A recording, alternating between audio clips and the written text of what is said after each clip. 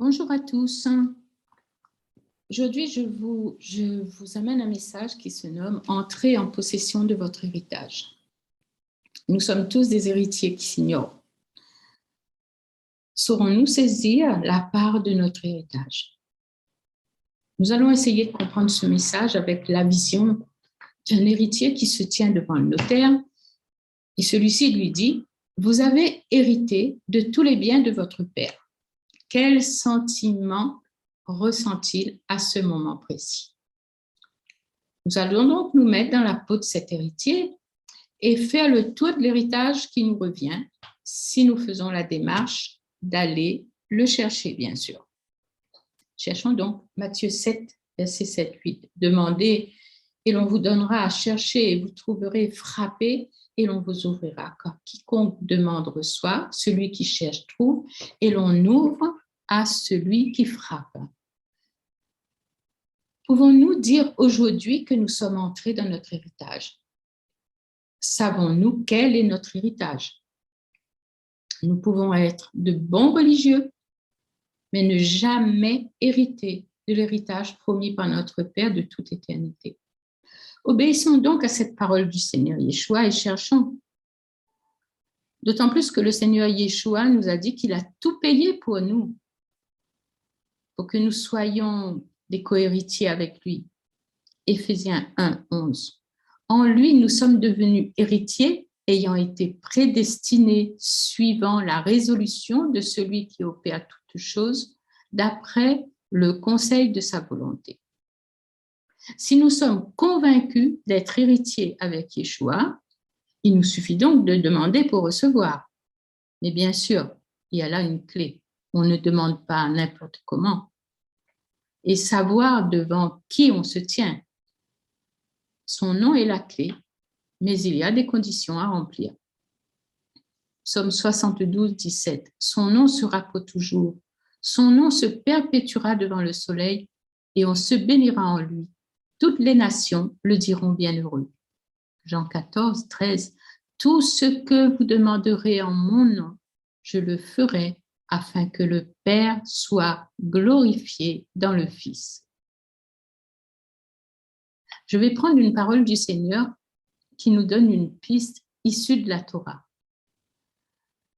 Yeshua nous dit: je suis le Aleph et le Tav, en Apocalypse 22, verset 13. Pas l'alpha et l'oméga, bien sûr. Voici une explication qui m'a émerveillée. Yeshua caché dans une lettre. Le voir présent partout dans les Écritures, apprendre à le trouver partout, car il est bien caché. Si on ne va pas chercher comme il nous l'a dit, on ne peut pas le découvrir. On va donc faire un petit tour par l'hébreu et voir ce que nous pouvons trouver. Yeshua nous dit: je suis le Aleph, première lettre de l'alphabet hébreu. Que veut-il nous dire? La lettre Aleph est composée d'un Yud dirigé vers le haut qui représente Hachem dans le monde d'en haut, d'un Yud dirigé vers le bas qui représente Adonai dans le monde d'en bas. Et ils sont reliés par un Vav qui représente le Fils au niveau de l'arbre séphirotique, Zeranpin. On voit donc que le Fils est celui qui relie ces deux mondes. Atzilut, le monde d'en haut, qui est le monde de l'émanation, et Asiya, qui est le monde d'en bas, le monde de l'action. Il est celui qui amène la présence du Père d'en haut à notre monde ici-bas. Il est l'empreinte du Père. Et il est le seul chemin pour arriver au Père. Il est donc celui qui fait descendre les bénédictions du monde de Hatzilut d'en haut vers le bas, ici. En disant je suis le Aleph, ça prend tout son sens si on a compris, si on connaît un peu, si on a trouvé dans l'alphabet, si on a trouvé dans les études et dans les sources juives ce que ça veut dire. Il y a bien un message caché dans cette lettre. Et ce n'est pas le seul. Mais nous allons Nous n'allons pas aller plus loin aujourd'hui. Si vous voulez découvrir les merveilles qui sont cachées dans l'alphabet hébreu, je vous conseille de vous inscrire au cours de Soukat. Et voici un verset de Jean qui confirme le message du Aleph. Jean 14, 6, Yeshua lui dit, « Je suis le chemin, la vérité et la vie. Nul ne vient au Père que par moi. » Quand il dit qu'il est le Aleph, il est ce Vav qui conduit au Père et qui fait descendre les bénédictions du Père vers nous aujourd'hui.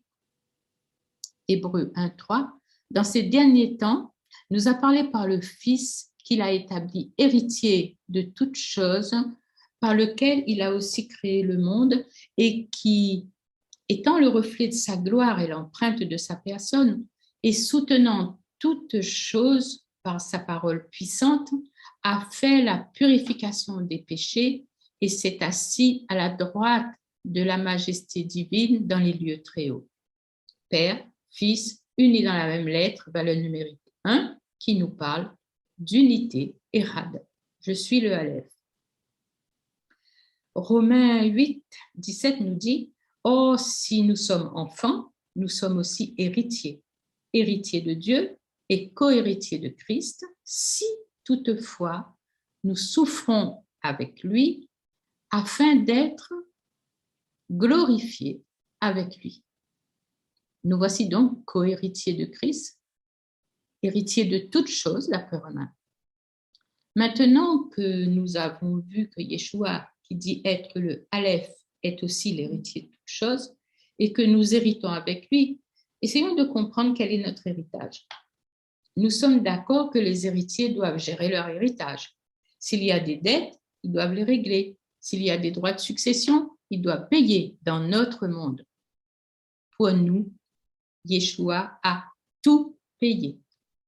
Ce qu'il désire, c'est que nous prenions possession de cet héritage aujourd'hui, que nous soyons pleinement les enfants du Père et heureux. Matthieu 11, 27.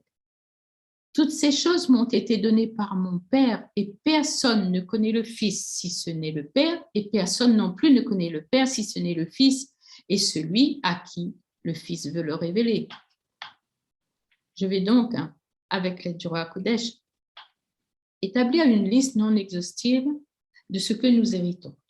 Bien sûr, si nous sommes disciples de notre grand maître Yeshua et voir ce que l'on doit faire pour gérer cet héritage. Si on a un héritage, il faut qu'on le gère. Commençons par le survol de la Bible. Une merveille. Dès la création de l'homme, Elohim, le Créateur, voit immédiatement que cet homme qu'il vient de créer ne pourra subsister sans connaître son nom, Yud, Ke, Vav, Ke, qui est le nom associé à la grâce. Il va immédiatement ajouter son nom, Yud, Ke, Vav, Ke, à son nom Elohim, qui est le nom utilisé pour établir les lois de la création. Ce nom Elohim est associé à la Midat Din, qui est la Midat de rigueur, et qui gère les lois de la nature d'abord. Le nom Yud-Ke Vav-Ke est associé à la Midat Resed, qui est celle de la miséricorde, de la grâce, de la bonté, qui parle de l'amour du Père pour ses enfants.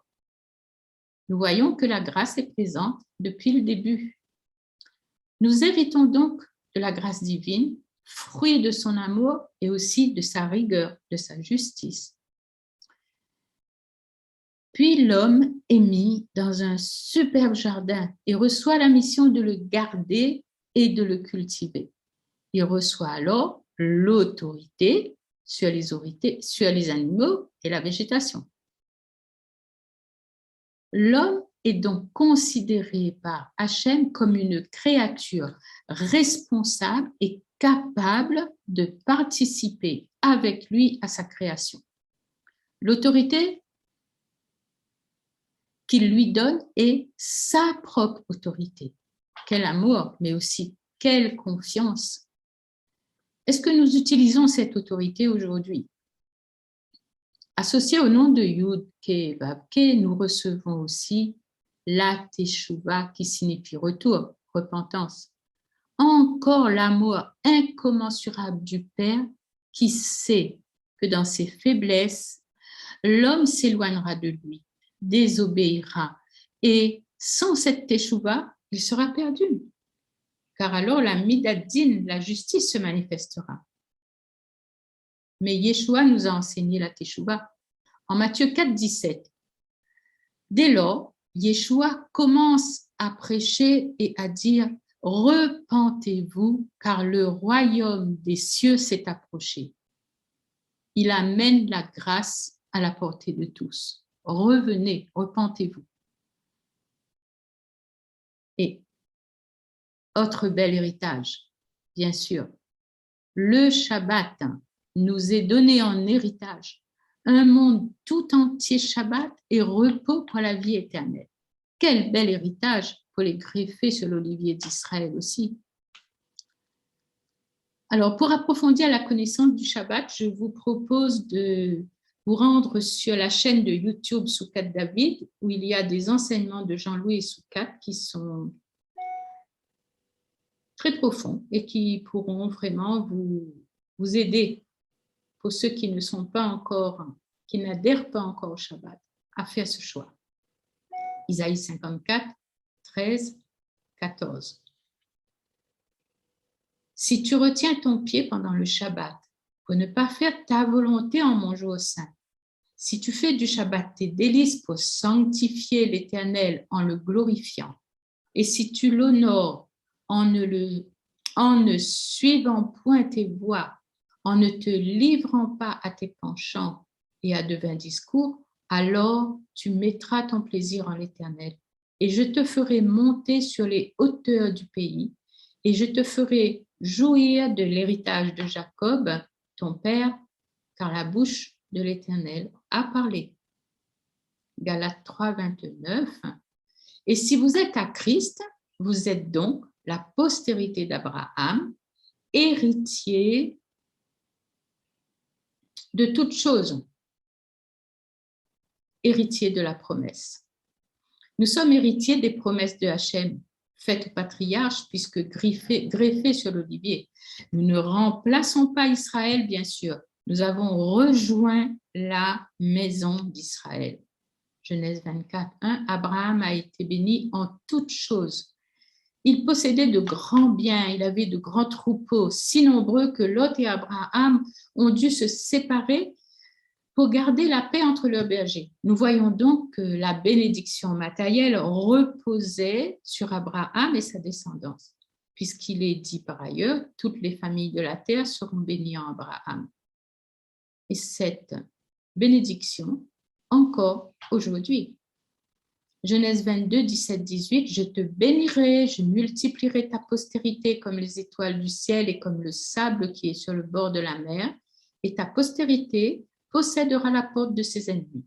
Toutes les nations de la terre seront bénies en ta postérité parce que tu as obéi à ma voix. Yitzhak aussi a reçu la bénédiction et la richesse matérielle.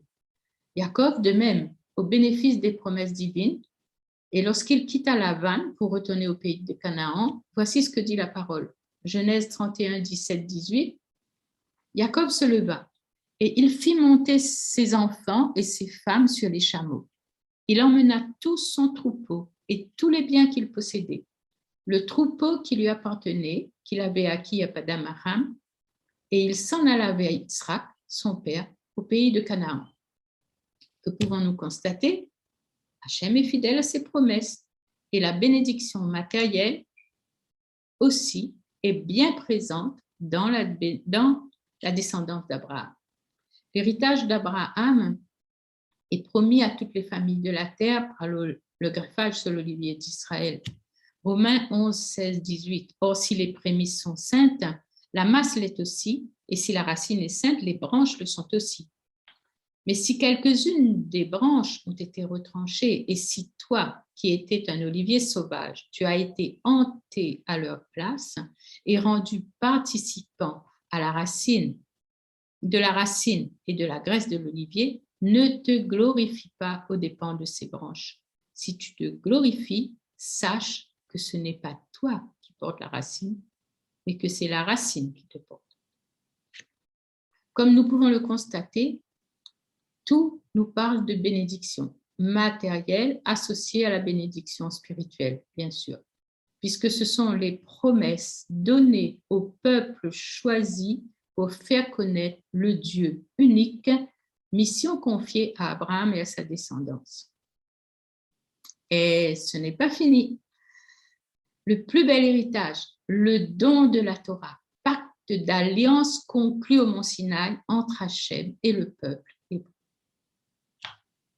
C'est l'héritage spirituel le plus important puisque ce peuple deviendra l'épouse, le peuple de l'alliance. Tout est consigné dans ce contrat d'alliance. L'obéissance aux conditions de ce contrat amènera une bénédiction en plénitude pour tout le peuple. Quelle grâce d'avoir été greffé sur l'olivier d'Israël. Aujourd'hui, nous pouvons bénéficier de cet héritage. Romains 9, 3, 5, qui sont israélites et à qui appartiennent l'adoption et la gloire et les alliances et la loi et le culte et les promesses et les patriarches, et de qui est issu selon la chair le Christ qui est au-dessus de toutes choses, Dieu béni éternellement. Amen. Et par Christ, nous héritons avec Israël de toutes ces promesses. Acte 2, 39 nous dit, car la promesse est pour vous, pour vos enfants et pour tous ceux qui sont au loin, en aussi grand nombre que le Seigneur, notre Dieu, les appellera. Acte 3, 25, vous êtes les fils des prophètes et de l'alliance que Dieu a traité avec nos pères en disant à Abraham, toutes les familles de la terre seront bénies en ta postérité. Deutéronome 30, 16, aime l'Éternel ton Dieu, marche dans ses voies, garde ses commandements, ses lois et ses statuts, et tu vivras et tu seras béni sur la terre dont tu hériteras. Oui, nous sommes héritiers de tout, puisque tout a été payé par notre Seigneur Yeshua. Si toutefois nous souffrons avec lui, comme le dit l'apôtre Paul en Romains 8, 17, or, si nous sommes enfants, nous sommes aussi héritiers, héritiers de Dieu et co-héritiers de Christ, si toutefois nous souffrons avec lui, afin d'être glorifiés avec lui. Que veut dire si toutefois nous souffrons avec lui? Mourir à soi, à son ego, n'est pas facile. Se soumettre à la volonté de Dieu, ce n'est pas facile. Notre petit ego se révolte. S'oublier en laissant à l'autre la place, ce n'est pas facile. Sommes-nous prêts à mourir à notre ego? Bien sûr, nous héritons des biens matériels et spirituels, mais à la lumière du verset de Romains, sommes-nous vraiment entrés dans notre héritage? C'est une question que nous pouvons nous poser lorsque nous voyons nos vies et ce qui se passe autour de nous. La détresse, la misère sans nombre dont souffre l'humanité sont en fait les conséquences du péché entré dans le monde lors de la chute de Adam et Chava. La présence de Dieu est voilée à cause de nos fautes. Pourtant, lors du don de la Torah, il y a eu, je dirais, un reset, un nouveau départ aussi. Et Hachem a donné toutes les conditions pour bénéficier des bénédictions de nouveau si l'observance des commandements est gardée. Ce qui veut dire annuler notre volonté. Je vous conseille de relire Deutéronome 27-28 en prenant le soin de bien méditer sur chaque mot et chaque verset. Vous allez voir que nous avons du chemin à faire. Les conséquences des transgressions sont aussi mentionnées, les malédictions. En effet, notre Seigneur Yeshua a obtenu pour nous le salut, la vie en abondance. Où en sommes-nous? Isaïe 53, 3, 6. Méprisés et abandonnés des hommes, hommes de douleur et habitués à la souffrance, semblables à celui dont on détourne le visage, nous l'avons dédaigné. Nous n'avons fait de lui aucun cas. Cependant, ce sont nos souffrances qu'il a portées. C'est de nos douleurs qu'il s'est chargé. Et nous l'avons considéré comme puni, frappé de Dieu et humilié. Mais il était blessé pour nos péchés, brisé pour nos iniquités.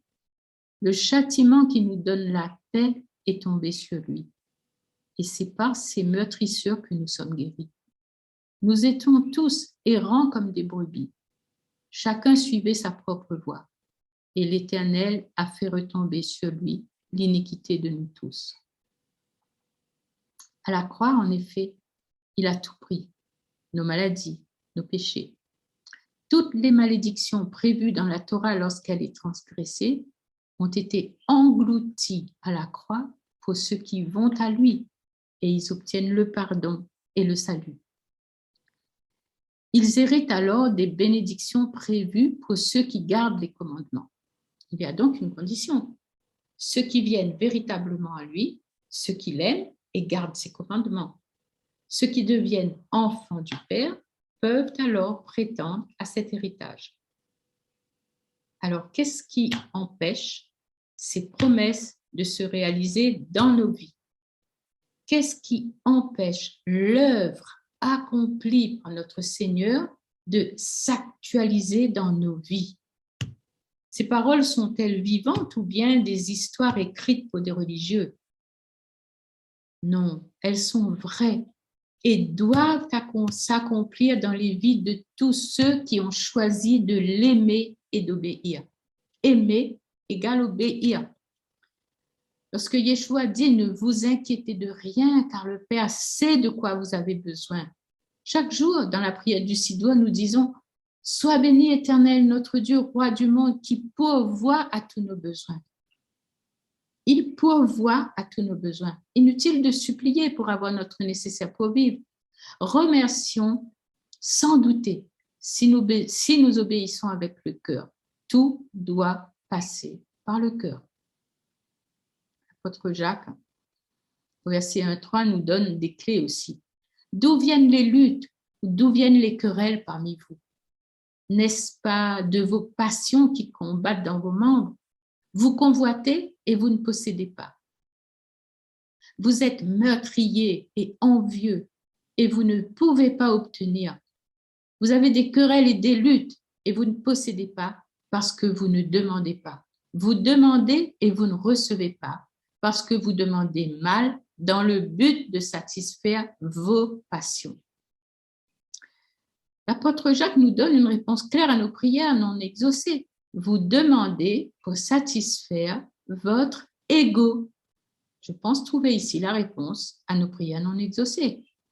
Si nous comprenons le message du Seigneur, il nous dit « Entrez en possession de votre héritage ».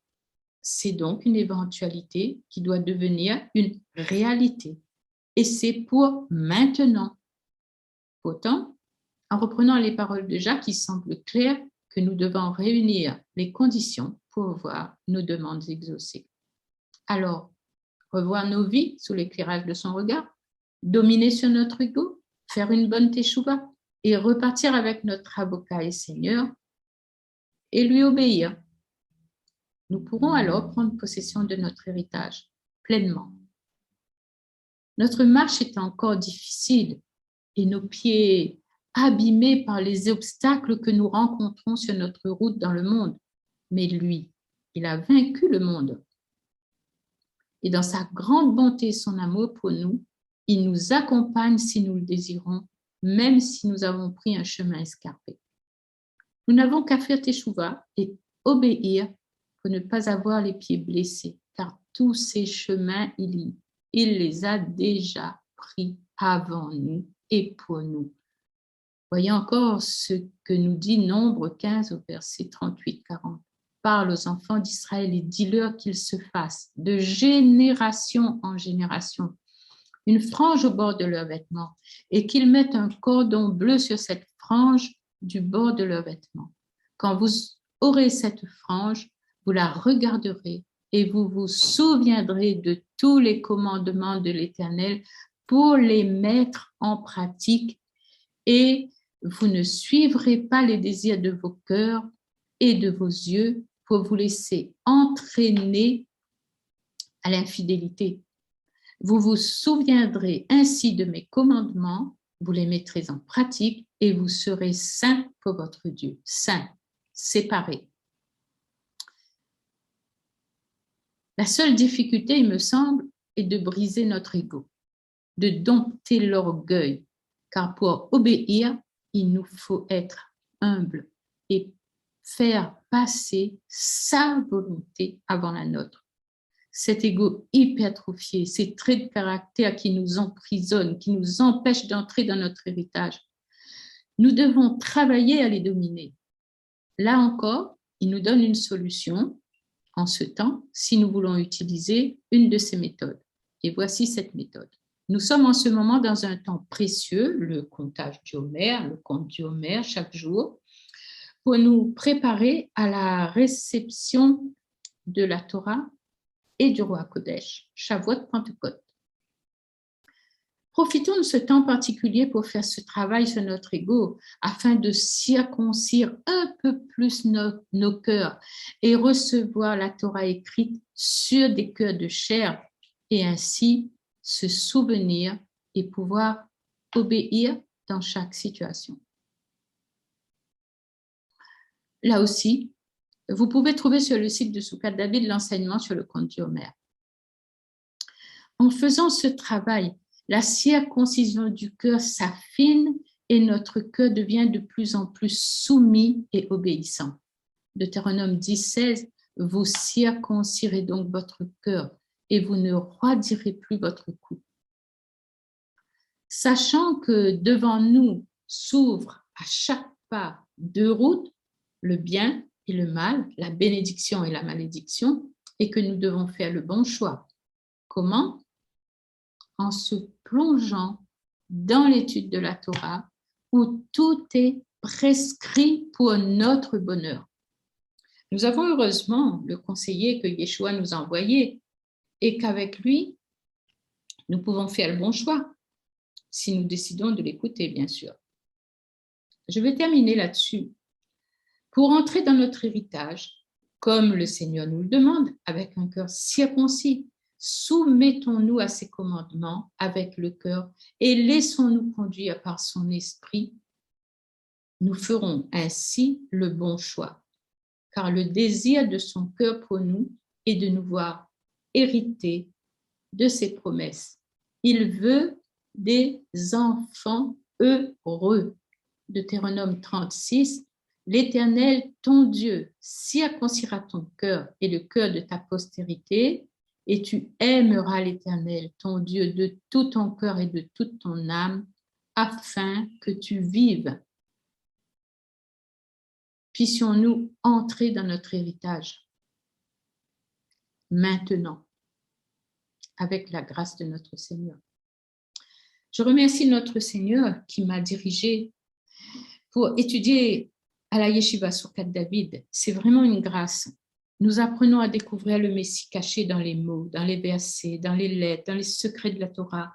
Ces études nous amènent à aimer la Torah et à obéir au Seigneur avec un cœur de plus en plus assoiffé de cette vérité. Merci, Père, pour ton amour et tes appels incessants pour retrouver tes enfants et héritiers heureux. Soyez tous bénis au nom de Yeshua. Amen. Shavuot Tov.